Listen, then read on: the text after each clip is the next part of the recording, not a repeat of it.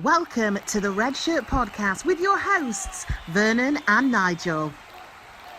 The Red Shirt Podcast, by Reds, for Reds. Hello and welcome to this week's Red Shirt Podcast with Vernon and Nigel. Coming up on this week's show, United's 30-game away winning streak comes to an end at Leicester. We're going to preview the Atalanta game. We're going to preview Liverpool game. It doesn't come any more bigger than that one. Nigel, how you doing, man? It's cold, It's wet, it's dark, and it's cloudy in Manchester. You know, I suppose that kind of, describes our mood at the moment, doesn't it? Mate, it's exactly how we're all feeling as United fans at the moment. So, I mean, the weather's clearly reflecting how we feel. However, we've got a ray of sunshine today. Yeah. We've got Shawnee O'Connor, the one and only. This guy here is a massive Red. He's also a phenomenal singer-songwriter. He's got his own band called the Green Hot Clovers. And also, this guy knows everybody. We're talking, he's big mates with Dennis Taylor, Stan Boardman, Jimmy White. Stan Boardman. It's the who's who of the snooker world there. The who's who of the snooker world, this guy, I tell you. Z-list.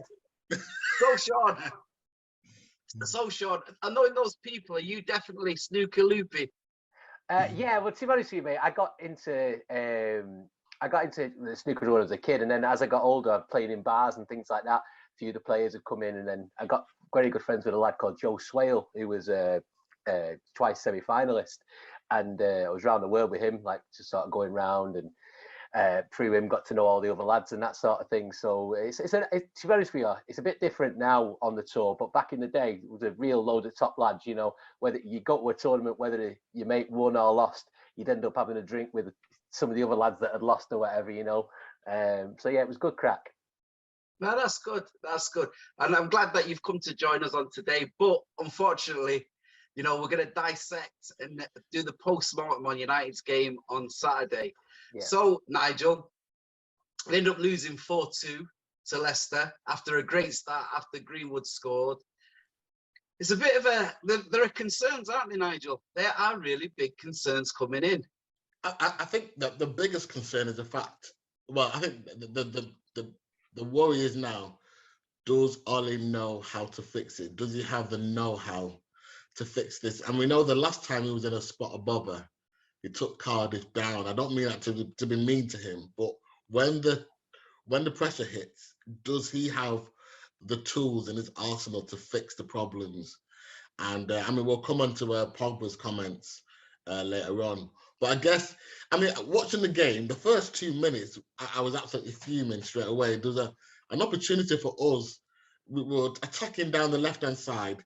The ball comes to Shaw. Sancho makes a run round the back. I'm thinking Shaw just needs to flick it over the top. Sancho's in around the back to maybe play someone like Ronaldo in. Shaw gets the ball immediately, just plays it back to Pogba. And then Pogba gets nabbed by Archer. And then they have their first attack in like the first 2 minutes. And I thought, the players have lost confidence. It was an obvious move. And we've literally lost confidence and ended up having to defend our goal. And I think the problem now is the lack of confidence in the players, and does Ole have the know-how to fix it? It's that he's trying to put, round pegs in square holes for me. It's almost like I used to play Championship Manager as a kid, where I wouldn't care about Dennis Irwin and Paul Parker. If I could cram as many attackers in, I could Cantona and Hughes and Giggs and Kanchelskis. I used to put them all on just if I had 11 attackers because it'd win me a game. But unfortunately, in real life, football's not like that. And I just don't think he believes. I don't believe he knows what his best team is at the moment. And I don't think he has the tools to get the players playing for him. I really don't, unfortunately. It's a very good point that you're making there, Sean. And I think, Nigel, the problem is that, he brought back, it seemed, Maguire too soon, didn't it? Maguire he just didn't look ready, did he? He didn't look ready on the pitch. Yeah, because Ole has always had his favourites. That's one thing that we do know about him. You know, you're right. He doesn't know what his best team is. You know what? And how can he know? Because he just has his favourites, and he just keeps relying on his favourites. There's no way Harry Maguire should have been on that pitch after just one training session. It's outrageous that he should do that. That's why Rashford was injured all of last season, and it's like he's so scared of making using some initiative and using some gumption and taking a risk that he's just trying to rely on. That goal was preposterous, by the way, the one that Harry Maguire conceded, and it's just typifies all his mentality and his loyalty to his favourites. And I said a few pods ago, his loyalty is going to get him the sack. Yeah, he's clearly not fit, and neither Shaw. You know, Shaw got a knock in the Everton game, I think it was, wasn't it? He got a knock. They both ended up coming off early, and Shaw's not fit yet, and Maguire's not fit. But just as Nigel says, he's gonna if they're walking, and any player worth the salt is gonna, when the manager says, "Are you fit? Can you play?" They're going to say yes. Correct. You know, whether they're fit or not, they're going to say yes. And he's taking that as gospel and going, right, I'm going to throw you in. So you have to look at the squad as a whole. And it's not just in defence. You've got players there that are playing without being fit because they're all his favourites. Like examples in the midfield. He won't bring Donny van de Beek in. In fairness, what I've seen of Donny van de Beek hasn't been great, but he hasn't had a run in the team. But he deserves a chance over somebody that's playing out position or somebody that's not fit. But he won't. He'll go to McTominay and Fred every time. If Maguire has got both his legs working, he'll go to Maguire, whether he's fit or not. So what is that saying about players like Baye, who for me, whenever he's come into the team and had actually recently stayed fit, has done well. So I just don't get why. I don't get whatever he's seen in training must be something special, or something really bad with players like Baye to keep them out of the team, because he deserved a chance. 100% he deserved a chance. I mean, it was funny, wasn't it? Because I think like on Thursday and Friday, everybody expected the central pairing to be Lindelof and Baye. Yeah. I think it was, you know, there was kind of some hints on Friday night that Maguire would play, but you were kind of thinking maybe it was too soon and that he would, you know, if he was fit, he'd come, you know, back against Atalanta. And I think obviously towards the end of last season when Maguire got injured, you could kind of see that maybe at times we had been unfair on him and how much of a, you know, a good defender he was. He was a big miss, yeah, that he's come back into the team and the form's gone, hasn't he? Sorry, Nigel. Yeah, sorry, Vernon. So, and this is the thing that's really frustrating. And you know, I'm going to try and be positive. I'm going to try and decide what would I do if I was Ole. I don't just want to beat him down. But he could have given himself like a game's grace. If he just played Van der Beek in the middle, like Shawnee said, if he played Baye at the back, if we'd lost 4-2, no one's jumping on Ole because we recognise that he's got a situation. Injuries. Bringing the players in, and we all go, okay, we write it off as a bad game, we carry on. But when you go, I'm going to go and play Maguire, he clearly isn't fit and clearly has no confidence. Like he said, sure, clearly isn't fit, not even thinking attack-minded. Then you're just bringing a whole load of trouble on yourself, which is bearing out now. It's a fair point, because if you think about last season, and Liverpool basically lost their league and couldn't defend their league title because their best central defenders were injured long term. You know, so it shows you how important that spine of the team is. Yeah. And I think we've all noticed it. When we're not with the ball, the shape is shocking, isn't it? You know, the way that we're trying to, you know, win back the ball, Sean. There's just no shape there, is there? I mean, there's no shape. There's no shape. There's no press. I mean, I've never seen a United team, even back to Ferguson days when we weren't, you know, we were never a real pressing team. No. I've never seen a team with so little press in it as this one. We allow every team to dance through that midfield like it doesn't exist. And then we start pressing them when we just get in front of the goal. That's the only time we start to press. And that would be somewhat acceptable if you were to press there and then hit quick on the break, which is what you've got to do. But we don't even do that.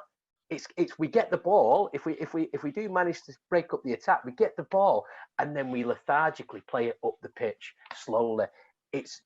None of it makes any sense. Has the signing of Ronaldo unbalance the team? You know, has it, you know, I mean, we were there with all the excitement, you know, he has basically his goal return is 1 goal, you know, every game, his goal returns there. But if you have him in your team, everybody knows that there's not going to be a press, because remember when he was under Fergie's time with Ronaldo, it was Tevez and Rooney that did the pressing. He has never pressed. So, you know, the interesting thing is, has it unbalanced the team? Well, I mean, for me, if you're going to put a player like Ronaldo into your team, whether he's 36 or not, you have to build your team around him. You have to play to that player. What is the point in having the best player in the world? And I still believe, as well as Salah's doing at the moment, I still believe that Cristiano Ronaldo is the best player in the world, 36 or not. If you're going to put him in your team, you have to play to the strengths of that man.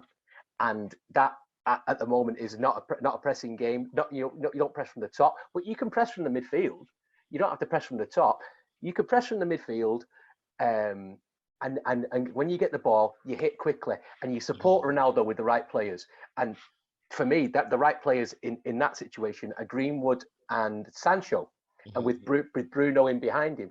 But you have to get the ball forward quickly and get the ball wide and get the crosses into him. Ronaldo's got nothing at the moment. He's got absolutely no support. You've got to do one or the other. You have to be a pressing team or a slow team that play on the attack. And we're neither at the moment.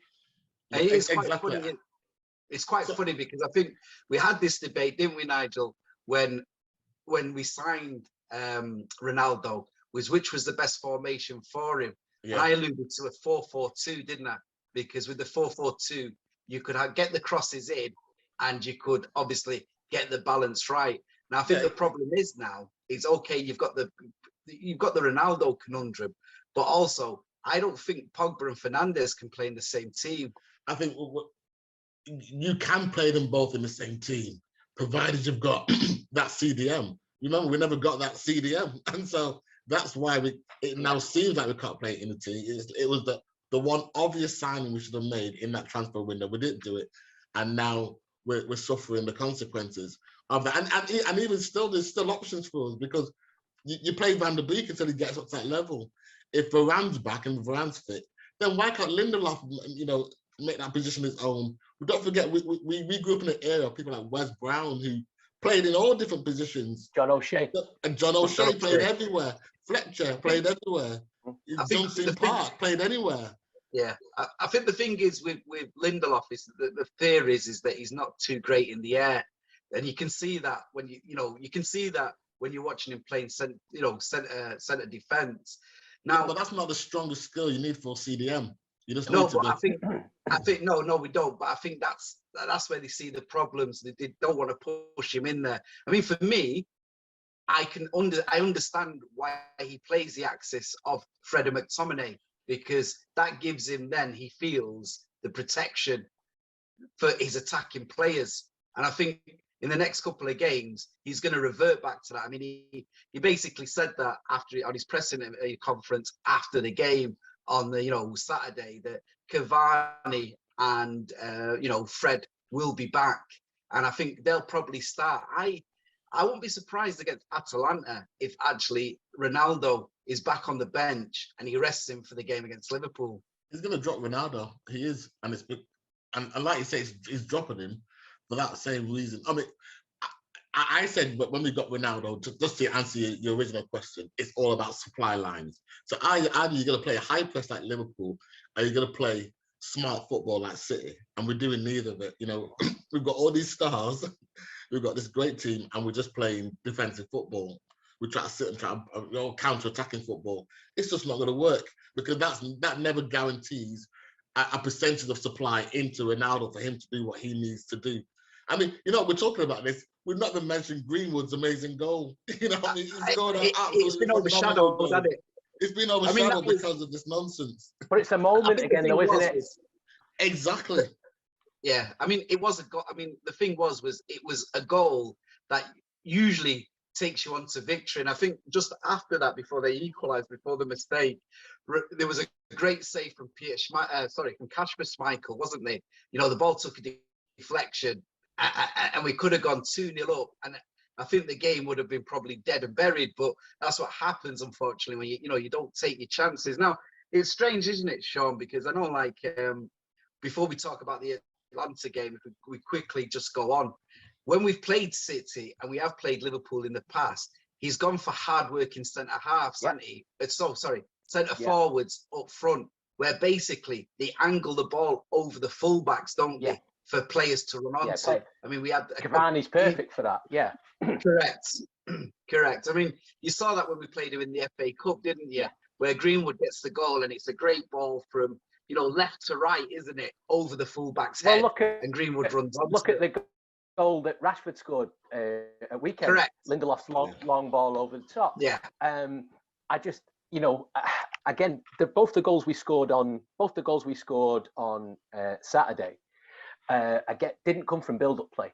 They were both moments, bang, and there's enough quality in that team that you'll always get a couple of moments in a game, and that was a great ball over the top, and Rashford runs onto it.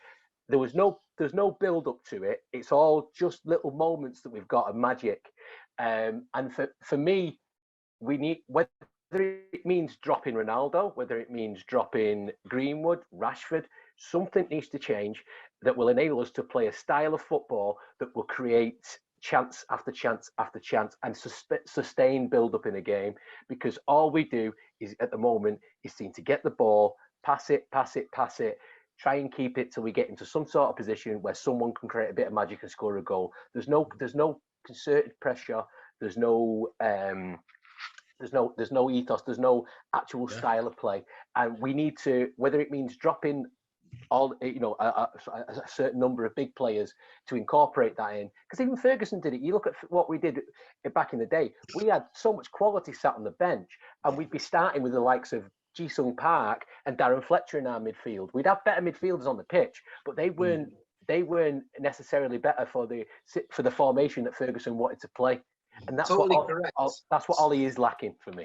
Totally correct. And that's 100%. What Fergie did, because like what Fergie recognised is for every Ronaldo, for every Rooney, you needed a Nicky Butt, a Gary Neville. He needed the workhorses in there. I mean, you can go back, over years. Yeah, most teams only have 3 great players, and then the rest have to do the graft. And that's what it's about. You have to recognise, as Eric Cantona once described Deschamps as a water carrier. And it's not a horrible term. It's the truth. It's not an insult. It's always it's a compliment. It is a horrible term. No, go be the water carrier. Do you know what I mean? Paul Pogba made a quote, and I'll read it out. I want to know what you guys think of it. He says, "We've been having these kind of games for a long time. We have not found the problem. Conceding easy goals. We need to find something. We need to change." What do you think he means by that? Well, I think it could be interpreted in a few ways. If you wanted to be really cynical about it, you could interpret it that he wants to change your manager. But I think what he's actually meaning is we're going out every single week and doing the exact same thing and expecting different results, and it's just not going to happen. So I think the talk is at the moment, I don't know if you guys have seen, but the talk is that we're going to go to 5 at the back for the Atalanta game and the Liverpool game. And I for one, I'm happy to try that, because what we're doing at the moment isn't working. So we can't just keep doing it and expecting it to change, because it's not. But if you got 5 at the back, you are gonna ruffle a few feathers. There's going to be players left out of that team that have played well. The likes of, I think Greenwood probably has to drop out of that if you're playing 5 at the back. Shaw probably drops into a back 3 centre halves. Tellez probably comes in on the left. With Wan-Bissaka on the right. Sancho doesn't make that team. Then you lose your actual wingers unless you want to play Jadon Sancho as a £75 million right back. And Ashley Young, and then obviously that gives you've got your two in midfield, which I think will probably be McTominay and Fred. Leaves no place in the team for Pogba or no place in the team for Bruno, because they don't play in the same team really. Then because you need one holding and one going forward. Then up front you've got that choice: do you play Ronaldo and Rashford or Ronaldo and Cavani? But I'm happy to try that. Leave out Sancho, leave out one of McFred and play one holding there, and leave out one of Pogba and Fernandes. I'm happy to try that, because what we're doing at the moment just isn't working for anyone. I think you make some very, very, very good points there. And I'm thinking of like the balance of the team, because one thing that you have to do sometimes, is the balance. And at times when Fergie went and won the FA Cup in 1990, he found the balance of the team. It wasn't working. He had to play with wing backs. He had to take Mickey Phelan out of the midfield and play him as a fullback to readdress the balance. And the thing is, a great example has been Tuchel lost against City, and he saw how his team was basically battered by City. And so what did he do? He reintroduced another CDM. So they're virtually just playing now with two up front, which is Werner and Lukaku. Yeah. But they're getting results because it's readdressing the balance of the team. But let's not forget, they've got two world-class CDMs. Yeah, they have. They have. Jorginho and Kante. What I wouldn't give for just one of them, lads. I mean, I'm going back to actually what Pogba said, because I listened again to the interview this morning, Nigel, as well, just before we came on. And one thing that I will say is, in that interview, you can see that he's hurt by the defeat. This isn't just throwaway comments. You could tell that he was hurt. He was talking with a passion and obviously disappointment and hurt. And I think as well, Pogba's got to look at some of his own performances. This isn't a dig at him, this is not a Graham Souness dig, but at times, his tracking back when he plays in the central positions isn't good enough. And I think the club recognise that, and that's usually why they play him, to the left or to the right, because I think they realise that, he's more, the danger that he causes is being closer to the opponent's goal, not being in the central positions, because the number of times, and we've seen it, where he wants that physical duel with a player, where he wants to shrug him off, but he ends up losing the ball because he gets surrounded by two or three players in dangerous positions. So obviously, I think as well, there was a message sent out to the manager, that there are changes that have to be made. And I know that there's been, last night there were names being mentioned, and, people have mentioned, Conte, and they've mentioned Zidane. Conte is a pragmatic manager. So that wouldn't be, we're going back to Mourinho, we're going back, to Van Gaal, we're going back. I mean, I think the club have made it clear that they just see this as, basically they're going to try and ride out the storm. They see it as just a bad few games, and they're looking to ride this out, Which is fine as long as the fans inside the stadium don't turn. And how much more can the fans inside that stadium take? Because we've had this. I think we've said it. Ollie's done a fantastic job, make no mistake, getting us to where we are. But we haven't come here to now just get battered by every Tom, Dick, and Harry. We're Manchester United. Correct. When did second place become enough? It never has been. We're all very lucky that we've had pretty much the last 30 years of success. But that doesn't mean we've had 30 years now. We'll have 30 years off like Liverpool did. We're Manchester United. I'm not being funny. We're not Liverpool. We're Manchester United. We deserve better than this as fans. And the only reason that Solskjaer is not under the pressure that he's under, that he should be at the moment, is because he's a club legend and he scored that goal in 1999. And if it was anyone else, and I mean anybody else other than maybe Eric Cantona, the man would be under serious pressure right now. I mean, I think before we go on to the Liverpool game, we're going to talk about, obviously, now, the Atalanta game. Now, the Atalanta game, these both of them, United need nothing more than 6 points, don't they? To actually, it's got to be, hasn't it? And I think I mean, I was at the Villarreal game, and I know you watched it, Nigel, and I'm sure you did as well, Sean. I don't know if you was there, but the frightening thing was at times how easy it was for Villarreal to go from front to back and cut through us. How we didn't lose that game, I still don't know, to be honest with you. That game should have been out of sight by half-time. God bless David De Gea. That's all I can say on that one. And the scary thing about it is, if you watch that game back, again, the changes don't come till later on in the game. We started the second half the exact same way we'd started the first. It's, again, another Ronaldo moment of magic that's pulled us out of the fire. I just think that if we go into the Atalanta game, bear in mind Atalanta have finished third in Serie A the last 2 seasons. They beat Empoli on Sunday 4-1. Yeah, they're a good side. Let's not forget this. They're a good side, and we are desperately needing them 6 points. We can't come out of them 2 games without 6 points.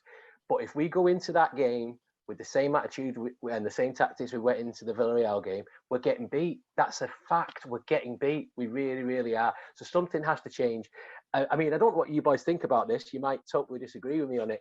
But for me, at the club at the moment, regardless of age, we've got one CDM, one natural CDM, and that's Nemanja Matic. He's the only player that is natural in that position.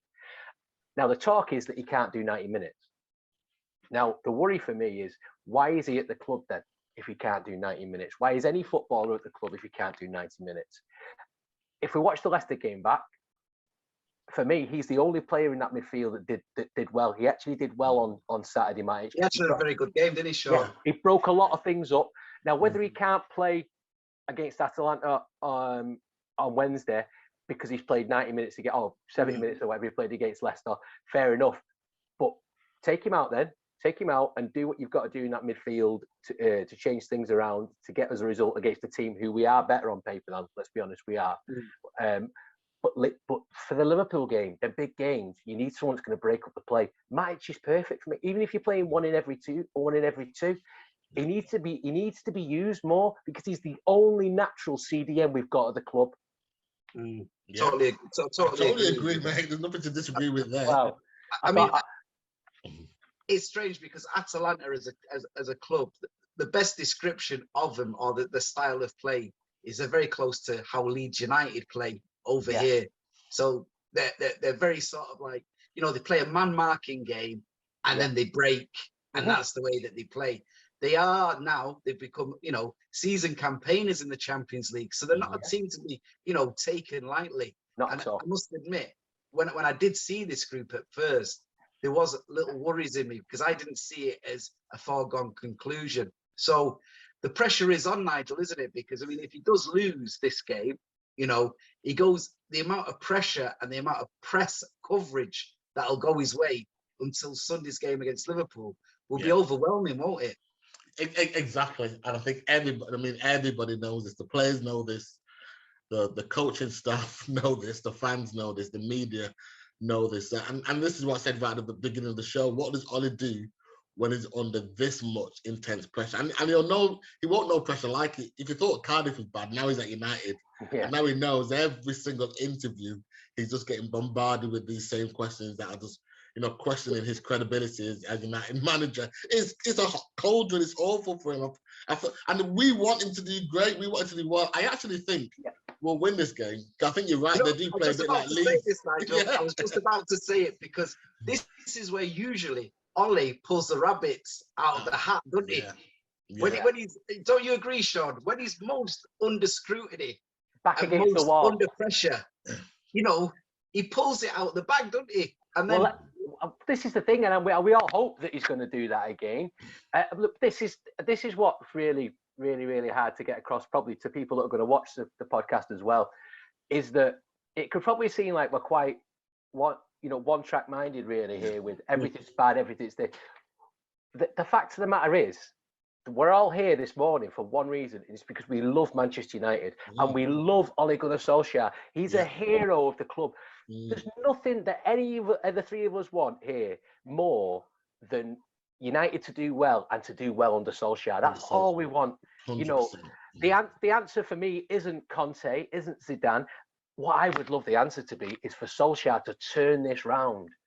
Yeah. Whether I believe he's got that or not is another issue.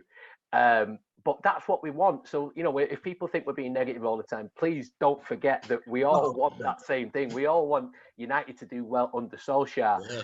But I think what you're saying, Yeah. so I totally agree with it, and I know that Nigel totally agrees with too. The thing is unfortunately we can't lie about what we're seeing, and we can't lie. But the strangest thing is, and it was funny because I was listening a bit to Gary Neville last night on Monday Night Football, and he was saying the same thing. That United will probably beat Atalanta and Liverpool, but what needs to happen now is they need to go on 5 or 6 games of a winning streak. They've got to beat City, they've got to beat Chelsea, because I think what's happened is we started the season with so much enthusiasm and we thought we were going to be in the picture, and all of a sudden, we're kind of like, 5 points behind Chelsea. And so this is what confuses me, Vern, because I think if you're sat in that, this has got to be the easiest motivational speech ever. If I'm sat in that room, I just say to all the players, look around you. Yeah, everybody look around and see who's in that room. You think, who have Atalanta got? Yeah, who have Liverpool got? I mean, okay, Liverpool got some good players, but look around you, and it's like, remember the feeling when we played against Newcastle and we beat them. I'm not going to say battered them because we didn't batter them. And you remember the feeling that happened around the whole club. Now everybody's rooting for United. Everybody wants, like you both said, us to do well under Solskjaer. Yeah. You win these next 3 games, you're all legends. The whole mood changes. The pressure goes. It just becomes, and then teams, more importantly, start worrying about playing United. You could put the best 11 players in the world on there, and let's be honest, we've got some of the best players in the world on that pitch, but unless they're given the right coaching and that's not just on the Saturday and the Sunday, that's all midweek through. This is how we're going to play, lads, Saturday, and it has to change from week to week, from team to team. But this is how we're going to play, lads. This is what we're going to do on Saturday. This is your role. Put an arm around Pogba and say, right, Paul, I want you going forward this week. Or put an arm around Pogba and say, Paul, I want you sitting this week, because you sitting there is going to do the job for the team, and you're going to get the ball to Bruno Fernandes, and you're going to be the start of our attacks. Give them a job. Let them know what they're at, because at the moment it seems to me like you say, lads, go out on the pitch and try and score us a goal, will you? That's about it, And that's right. Without that sort of putting that mind approach to the players, I just don't think we can expect different results. I'm like you boys. I'm turning on the telly on a Saturday like that. I've got one hand on the controller and the other one like this. Come on, lad. Hey, Shawnee, you need to get out of the VIP suite. Get into the changing room, mate. Sorry. I've got one hand here with my knife and my fork and my steak before I go out and watch the game. We all know where you want the games from. Yeah, Nigel usually has his hands on his kahunas. So, but, I mean, so I'm going to quickly, before we go on to the Liverpool game, let's have a quick prediction for the Atalanta game. Nigel? Yeah, I'm seeing a comfortable 3-1, actually. Okay, interesting. And you, Sean? I think we'll concede. To get the negative out of the way, I think we'll concede. But I do think we'll win the game. I think it'll be either a late winner, or it'll be a case of we'll get the winner somewhere through the second half and just batten down the hatches and put 11 men behind the ball. Squeaky bum time. Yeah, I think if they do concede United on Wednesday, that'll be 19 games out of the last 20 we've conceded a goal. So. There is a bit of work to do there. Just the Wolves game, wasn't it? I think Wolves is the only one we didn't concede. Let's not forget they battered us as well for a while. Yeah, exactly. We should have been 3-0 down before half time. Exactly. But Nigel and Sean, this brings us nicely on to the biggest game of the English calendar, which has to be United versus Liverpool. I know, there are some City fans that say no City Liverpool is the biggest game. But you speak to any Liverpool fan, any United fan in the country, in the world even at times, they will say that this is the biggest fixture. It brings a rivalry that we always love. I mean, you guys are in the music industry, so you guys know that there's always a competitive edge between football, style, and music with both cities, isn't there? So, Sean, go to you. The excitement, how much does it grip you? Is it a nervous excitement, or do you just love this game? Yeah, it's definitely more of a nervous excitement than it used to be, because I always used to love going to Anfield thinking, right, we're going to have these today. We're going to have these. And there was no better 3 points in the world than taking them away from Anfield. It was great. You know, really, really used to enjoy that. But now, even at home now, yeah, it's more of a nervous excitement, mate. I'll be honest with you. I want this 3 points more than anything. I really, really do. But am I confident of getting 3 points? No. Yeah, I mean, Nigel, what we don't want on Sunday is big teeth and tonsils from Kloppy, don't we? We want an angry Kloppy at the end of the game, don't we, Nigel? Absolutely. I mean, and just to comment on your earlier point about it being the biggest game of the season, it still is. Even when Liverpool were bobbins, 10 years ago. Yeah, no, 10 years ago when we were great. I mean when we were mid-table bobbins in like the late 80s, early 90s. Yeah, that's right. Still the biggest game. Yes, it doesn't matter where we are in the league. This game is a game of the. So the noisy neighbours just need to be quiet again. Okay, the game that they played was a great footballing game. For the neutral to watch. Yeah. The quality on the show was just breathtaking and really kind of frustrating that we can't be producing that kind of football, because I know we're capable of it. But make no mistake, this is the game that everybody wants to watch. I think that's what hurts so much and what is so frustrating at the moment, isn't it, as a United fan? Because you look at your rivals, Liverpool and City, and the football that they're playing, and at times the way that they're kind of dismantling teams and just putting them to the sword straight away. Whereas you look at, say, Liverpool on Saturday, they put 5 past Watford, and they're playing at, it seems like they're playing at a canter. And I think that's what hurts, doesn't it, as well? It doesn't help Ole's situation, does it? Yeah. I think if I'm trying to be positive, like I always try to be, in the same way in which Leicester kickstarted their season against us, you never know. It could be one of those games where we kickstart our season against the Scousers, and Ronaldo properly turns up, and Sancho properly turns up, and we sort the midfield out, and Varane pops in with a header or something. And, it could be one of those amazing moments in the season where we just turn up and it all clicks. I think it'd be nice to see a bit of width, wouldn't it? And get Sancho on his proper side. If we can get Sancho on the right hand, I don't think he likes playing on the left hand side. I think he's on the right hand side, and then Marcus can cut in off the left, play with some actual width, give Ronaldo a chance, and just we can tighten up that midfield, but let's give ourselves a chance going forward. And I think you're right. That's a quality point, because Marcus is back, and I thought he played really well for his cameo appearance, and the goal that he took was brilliant.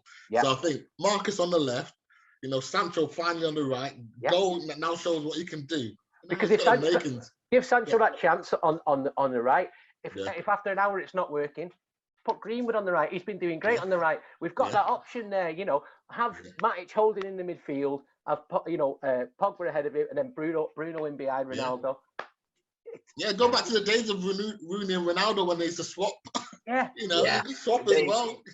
Do you think he'll start with Fred McTominay, Nigel? I'm hoping he doesn't, but I think he will. Of course he will, because his first priority is not to lose, and I think that unfortunately is how he's going to set up his team, not to lose, rather than actually I've got a stellar team here. We're going to go and battle Liverpool. It's all about the attitude, isn't it? It's all about the United attitude, which is we're going to score one more than you. We're better than you, and how dare you come to Old Trafford? Where's the United mindset? Again, I'm nervous about it. I genuinely, I'm with you guys on it. I think we've got a great chance, but we need to set up. I just think we need to set up right, because they've got, with them having Fabinho in midfield and that, they've got a big win over us there in that central midfield position to break things up. But if we can set up right, and I think setting up right against Liverpool is to try and hit them on the counter. If he puts the right players in the right positions, I think we've got every chance. I really do.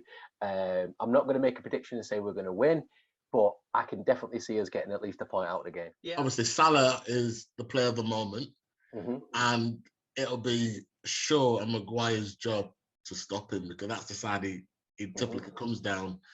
And obviously, if he was on the other side, I'd have no problem with Varane and Wan-Bissaka taking care of him.